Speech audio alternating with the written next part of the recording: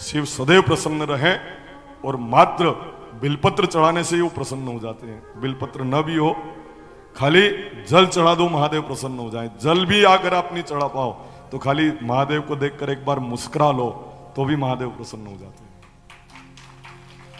मंदिर के आगे से निकलो तो एक हल्की सी मुस्कान लेकर आप प्रणाम करके निकल जाओ, देवादिदेव महादेव प्रसन्न हो जाया करते हैं। अब हमें तो न तो पैसों लागे, कुछ भी नहीं, केवल चंपा और केतकी का पुष्प इनको नहीं चढ़ाना है।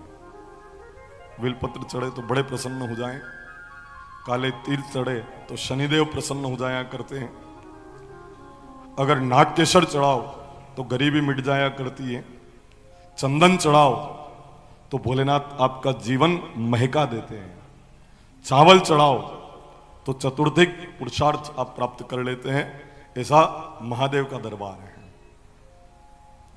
देवादिदेव महादेव दक्ष की एक कन्या का विवाह उनके साथ किया गया है। देखो, समय के ऊपर संबंध सुनिश्चित करके विवाह किया है। इधर जो देवहूति नाम की जो कन्या थी उनका विवाह कर्दम ऋषि के साथ किया गया है। कर्दम देवहूति की भी 9 कन्याएं जन्म धारण करती हैं। यहां भी बेटियां पहले जन्म लेती है। सबका विवाह ऋषियों के साथ किया गया है। उसमें एक कन्या ज्यादा इस धरती के ऊपर इनके नाम का प्रचार प्रसार हुआ है और वो है अनुसुया माता, महान पतिव्रता विश्व की। कौन? अनुसुया जी। तीनों देवताओं को 6-6 महीने के दूध पीते बालक बना दिए। कौन सा मंत्र जाप करती थी? ओम पति परमेश्वराय नमः। मन वचन कर्म से केवल पति के चरण की सेवा करना, पति को प्रणाम करना, पति का सम्मान करके उनको धोख देना। मेरी जीजियों, आपके लिए बहुत अच्छा नियम है। कुछ भी करने की आवश्यकता नहीं ज्यादा, केवल पति चरणों की सेवा कर लो बस। माताओं बहनों के लिए तो बहुत सरल है मुक्ति को पाना, ईश्वर को पाना। अनुसुया ने कोई मंत्र जाप नहीं किया है, केवल ओम पति परमेश्वराय नमः और 6-6 महीने के दूध पीते बालक बना दी ब्रह्मा विष्णु महेश को, जिनकी हम तलाश करते हैं और तप करते हैं ना, फिर भी दर्शन नहीं कर पाते, उनको पालने में झुला दिया अनुसुया माता ने। मंत्र कौन सा? ओम पति परमेश्वराय नमः। पति को धोख देना, पति को प्रणाम करना, पति का आशीर्वाद लेना। पर पियर से ससुराल में जाए, 50 आदमी बैठे हो, सबके धोख दे दे, पर एक को पग टाड़ दे, खाली पति के धोख नहीं दे। जबकि शास्त्र कहता है किसी को भी धोख मत दो, केवल पति को प्रणाम कर लो, पूरे विश्व को प्रणाम करने का तुम्हें पुण्य मिल जाएगा। पर पति को प्रणाम न करके सब जगह प्रणाम कर लो तो सब प्रणाम के ऊपर लाल की लकीर फेर दी जाए। इसलिए ध्यान रखना, आज से अपने पति को प्रणाम करना। मैं तो कह रहा हूं सीधे घर जाकर प्रणाम करना। भी पूछेगा तू धोख दे रही, तू? आप कह देना मैं धोख दे रही। क्यों? कि महाराज कथा में कह रहे थे पति परमेश्वर होते हैं इसलिए उनको प्रणाम करो। अगर तेरे में फर्क पड़ गया तो रोज कथा में जाया कर, बहुत बड़ी छूट मिल जाएगी मेरी जीजियों आपको। इसलिए आज से अपने पति को आप जरूर प्रणाम करना। अभी मैं भोलेनाथ का शंख बजा, वो बात मैंने कही है थोड़ी देर पहले, तो मैं प्रार्थना करता हूं कि भोलेनाथ अभी कथा के समय में आप शंख मत बजाना, क्योंकि वाटरप्रूफ टेंट नहीं है। आपका शंख अगर बज जाए, यूं कथा के प्रसंग में बजाएं, पर यूं साक्षात मत बजा देना हो, नहीं तो हम कहां बैठकर कथा सुनेंगे, सब गिला हो जाएगा। इसलिए थोड़ा सा ऐसा लगा तो मैंने कहा कि भोले बाबा अभी मत बजाना। बोले भोलेनाथ की, श्री भोले शंकर भगवान की जय, श्री भोलेनाथ की जय। अपने पति को प्रणाम करना है। जीजियो, रोज सुबह उठकर पति के चरण का अभिषेक करना, फिर अभिषेक करके चन्ना मत लेना, उनके चरण में कंकु लगाना, उस कंकु से अपनी मांग भरना।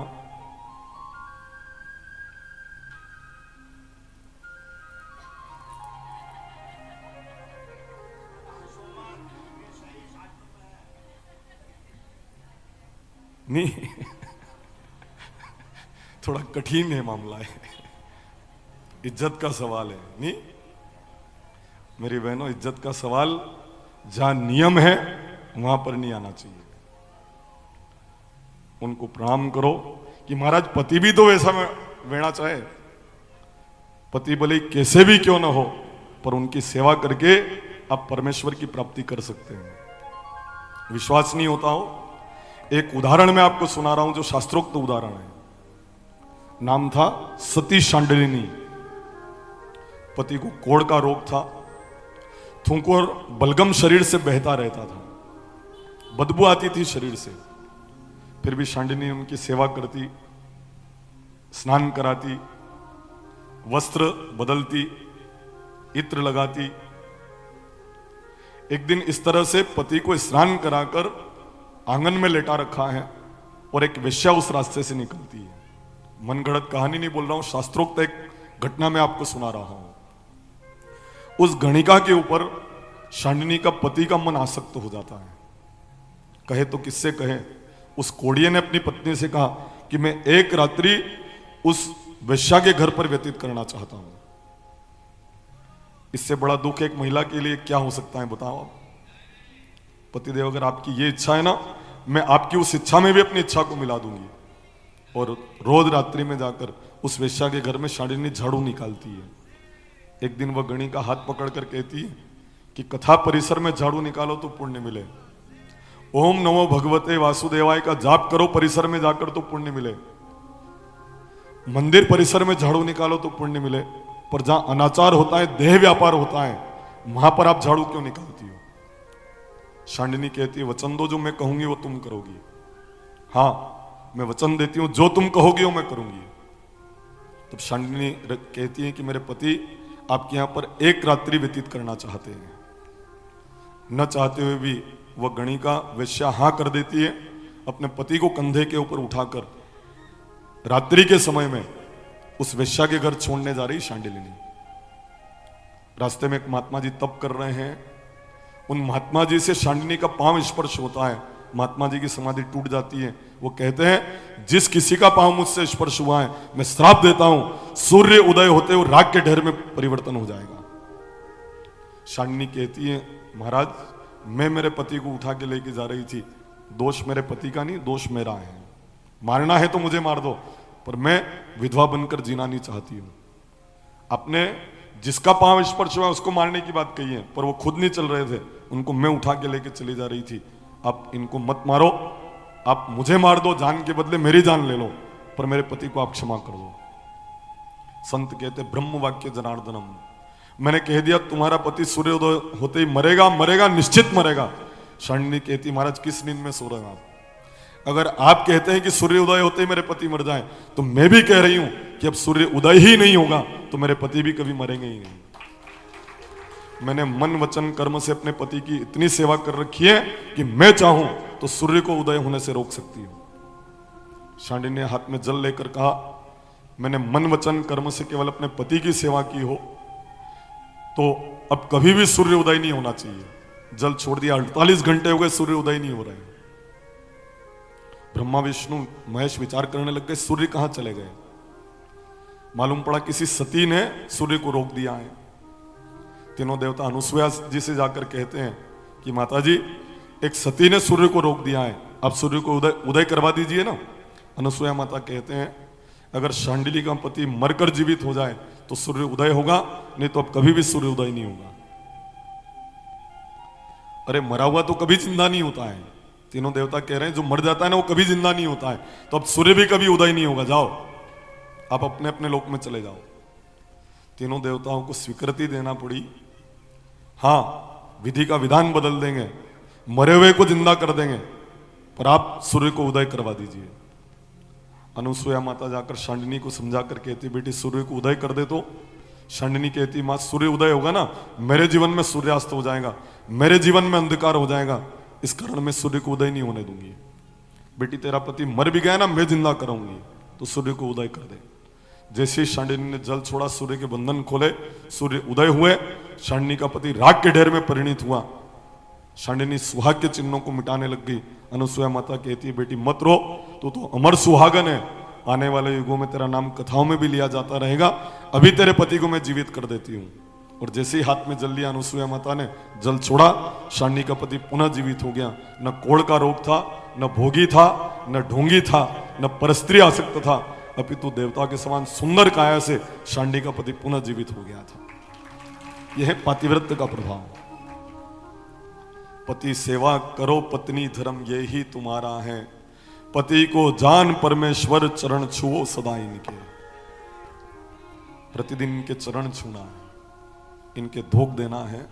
जीजियो, अगर आप आपके पति के धोख नहीं देती हो तो नहीं धैर्य खेड़ी वाला महाराज के धोख मत दीजो, मैं आपके धोख दे रहा हूं। यहां कोई पुण्य नहीं है, खाली ये दिखावा है। अगर अपने पति को आप प्रणाम नहीं करती हो। एक पलड़े में पति बिराजे, दूजे में गिरधारी रे, आंख खोल कर देख लो बहना, किसका पलड़ा भारी रे। तराजू के एक पलड़े पर पति बैठे हो और दूसरे पलड़े पर खुद भगवान विराजमान हो, तो जो पतिव्रता है ना, उसके लिए कौन सा पलड़ा भारी होगा? पति वाला। कुछ पंक्तियों के माध्यम से बात कही गई है, आप सब भी बोलें और इन पंक्तियों को समझने का प्रयास करें।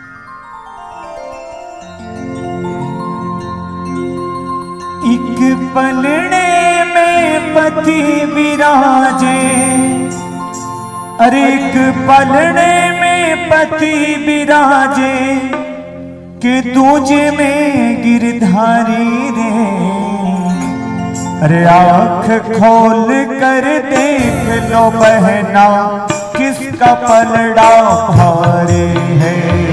आँख खोल कर देख लो बहना, किसका पलड़ा भारी। एक पलड़े में पति विराजे हो,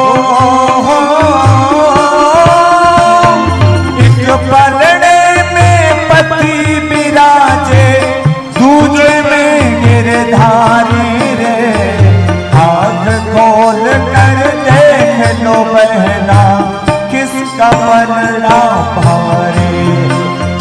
आँख खोल कर देख लो बहना, किसका पलड़ा भारी। 7 दिन है 7 व्रत है, काम नहीं कुछ आते हैं, ओ नहीं आते हैं।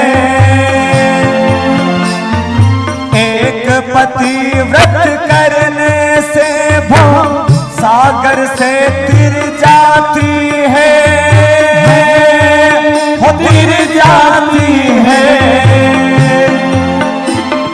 पति का घर है सती का मंदिर, पति का घर है सती का मंदिर। सुनो सुहागन नारी रे, आँख खोल कर देख लो बहना, किसका पलड़ा भारी है। तो आँख खोल कर देख लो बहना, किसका पलड़ा भारी।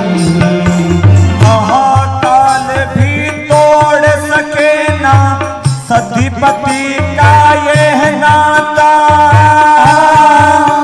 अरे ये नाता। जो सती हो सके आगे तो झुकता है स्वयं विधाता, विधाता। सती नारी के आगे भी, सती नारी के आगे तो यमराज ने बाजे हारे रे। आँख खोल कर देख लो बहना, किसका पलड़ा भारी है। तो आँख खोल कर देख लो बहना, किसका पलड़ा भारी।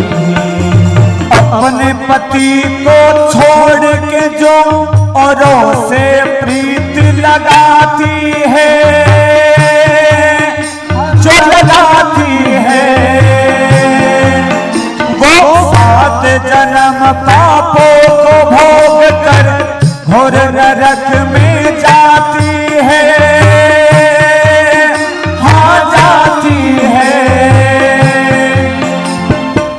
पद चरणों की पूजा कर लो, पद चरणों की सेवा कर लो। सुनो सुहागन नारे, आँख खोल कर देख लो बहना, किसका पलड़ा भारी है। आँख खोल कर देख लो बहना, किसका पलड़ा भारी है। आँख खोल कर देख लो बहना, किसका पलड़ा भारी है।